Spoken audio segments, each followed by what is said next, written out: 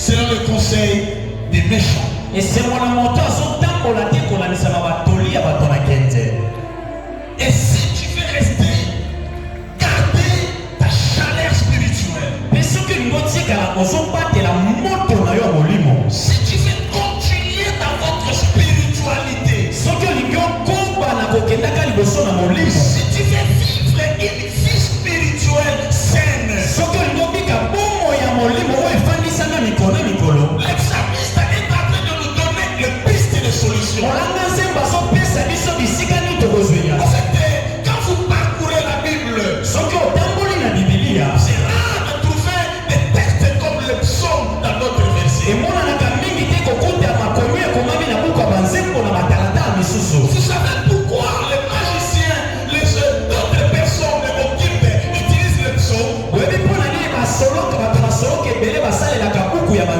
Parce que le psaume, en fait, c'est le centre de la sagesse, le centre de la sagesse, non seulement de la sagesse, mais aussi de l'éthique spirituelle.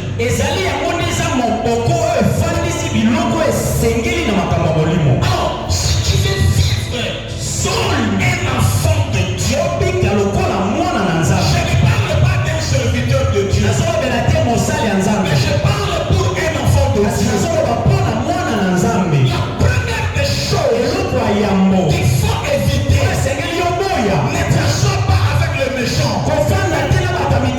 ne t'associe pas avec le méchant,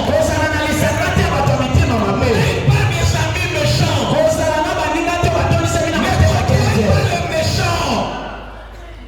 Parce que le méchant, c'est la personne qui médite du mal pour l'autre.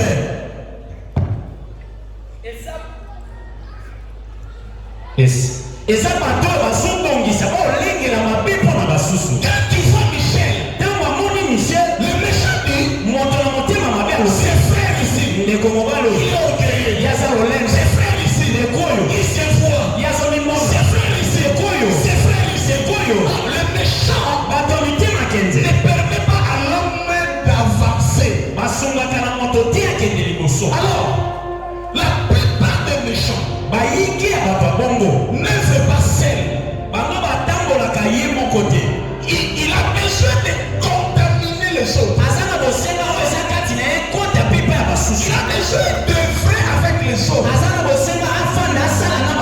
Quand ils sont à 2, à 3, à 4, ils se fortifient. Alors le psalmiste a commencé ce verset, cette épître, par nous mettre en garde. Et tu veux vivre une vie spirituelle. Et si tu veux être heureux,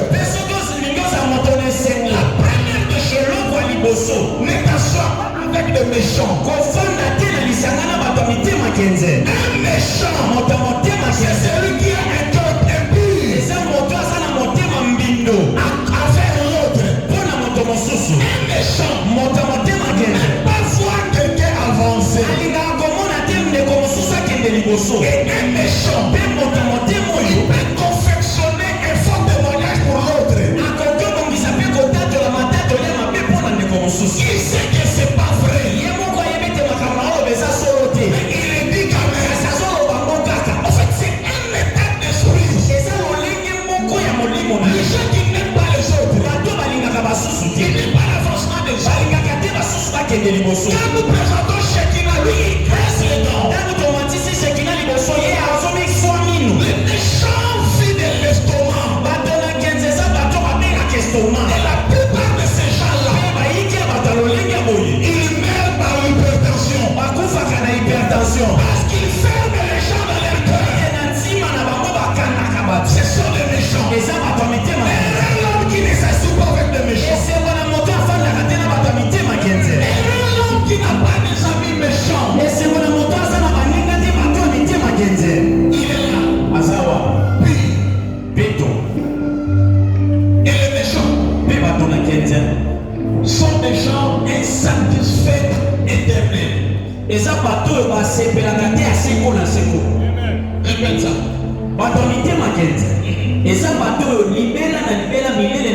bako basepelaka te. Parle en Swahili. Bato na mitema kente. Lingala. Bato alo mobile. Ni bato bale milele kwa milele. Bo abakwake mfuba. Osombele lipa. Ataka na sekote. Olete siye. Unamvalisha.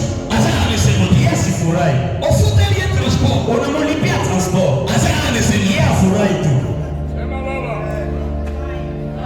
Pesa chakula. Ataka na sekote. Ana tuna furaha. Quelque part otono kaka. Mutuana. Ana mutema mabeli corona yo. Amen. Amen. Là c'était méchant. Où est-ce que mon motema mabe? Mais maintenant, les psalmistes disent ceci. Sika molana zembo lo bibo. Heureux les chrétiens de la GSSGB. Et c'est mon Christ à GSSGB qui ne s'associent pas avec les telles personnes. Enfin nana lo lenga batamolete. Parce que ces gens-là, Wete batuana. balingaka bakeloche baningate. Quand nous rendons grâce Seigneur, merci pour Maman Getty, merci pour Biuma. Bamuto bazambe matondo pona mama geti pona biuma. Parce que ce sont les deux personnes qui ont reçu l'église. Wete za bato mi pale bandimake te église fanda na lopango na Dieu maman. se souvient de vous, maman. Zamba kanisa. Dieu se souvient de vous. Zamba kanisa. Cette église était dehors. Église ya osaki libanda. C'est cette dame qui nous a reçus. Mama onda yambaka biso. C'est Maman Getty qui nous a reçus. Mama geti nga yambaka biso. On payait 0 francs. Obande kofuta ata lomea moko te. On nous a jamais chassés. Batikala mpe kobengana biso On te. entrait dans la toilette comme on veut. Obanda kota na toilette ndenge tolingi. Pas des interpellations. Babandaka ata kolobela biso te. On priait comme on veut. Tozosambela bongo nyonso ndenge tolingi. Est-ce que cela n'est pas possible? Mpe wana azomona te. Je la vois. Azomona ye. Il vous paie. Mpe akofuta bino. Il vous paiera. Akofuta bino.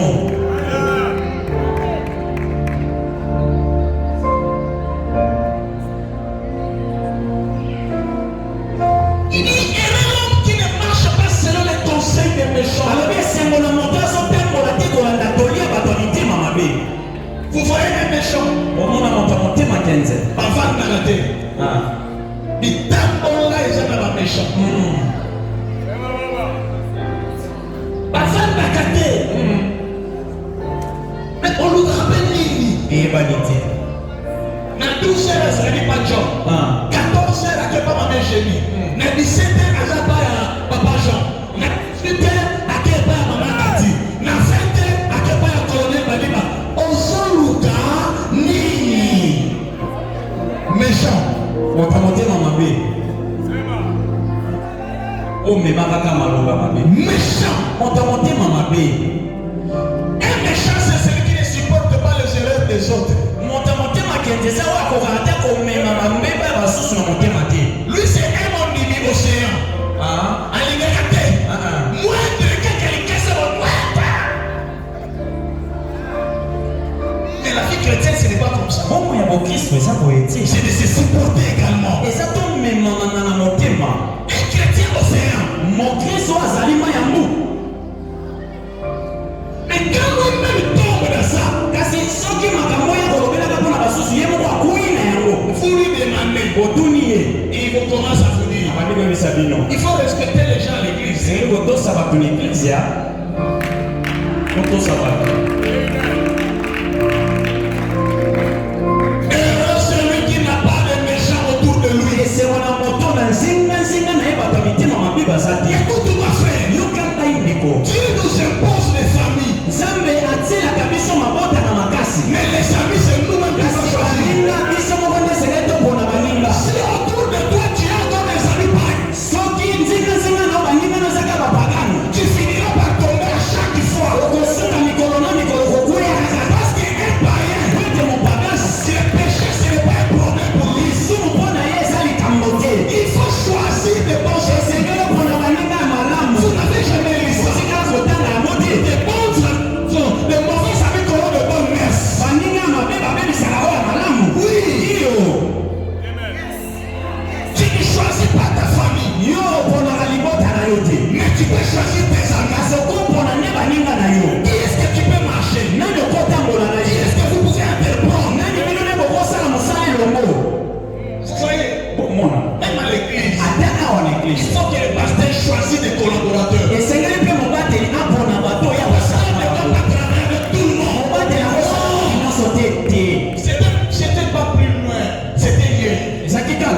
Rebecca. Papa José, nous étions à la maison, je suis allé saluer maman Véro.